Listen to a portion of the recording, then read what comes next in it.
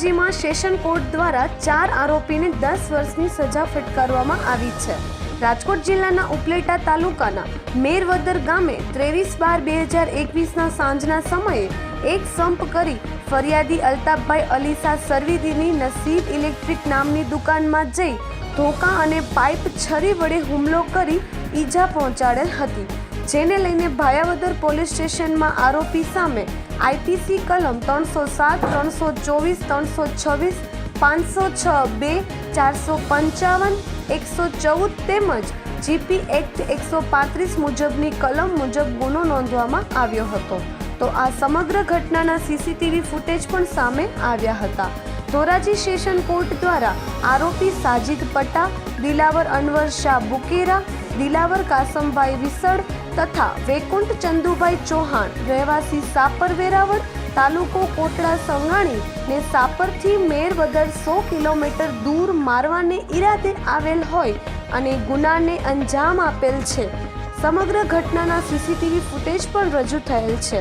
તમામ હકીકતને ધ્યાનમાં લઈ ધોરાજી સેશન કોર્ટના જજ AM શેખ સાહેબ દ્વારા આરોપીને 10 વર્ષની સજા અને 5000 રૂપિયાનો દંડ ફટકારવામાં આવ્યો છે।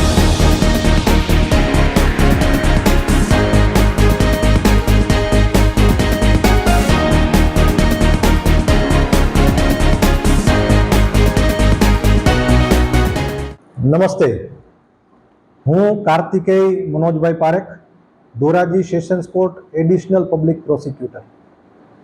ધોરાજીના મહેરબાન એડિશનલ ડિસ્ટ્રિક્ટ એન્ડ સેશન્સ જજ અલી હુસૈન મોહિબુલ્લા શેખ સાહેબે આજ રોજ સાજિદ દાઉદ પટ્ટા, દિલાવર કાસમ વિસળ અને અન્ય 2 તોહમતદારોને 10 વર્ષની સજા ફટકારેલ છે। બનાવની વિગત એવી છે કે ડિસેમ્બર 2021ના અરસામાં અંગત અદાવતના કારણે સાપરથી આ સાજિદ દાઉદ પટ્ટા અને તેનો મિત્ર વૈકુંઠ અને બધા લોકો મેરવદર ગામે ઉપલેટા તાલુકાના ઈજા પામનાર અલ્તાફભાઈની સબમર્સિબલ પંપની નસીબ ઇલેક્ટ્રિક દુકાનમાં ઘૂસી અને આડેધડ માર મારેલો હતો। ત્યારબાદ તપાસ કરનાર અધિકારી શ્રી SV ગોજિયાએ તપાસ કરેલી અને સાથે સાથે સીસીટીવી ફૂટેજ પણ મેળવેલા હતા। આ સીસીટીવી ફૂટેજની પેનડ્રાઈવ 8/34થી કોર્ટમાં રજૂ થયેલી હતી। 2 નજરે જોનાર સાહેદો હતા।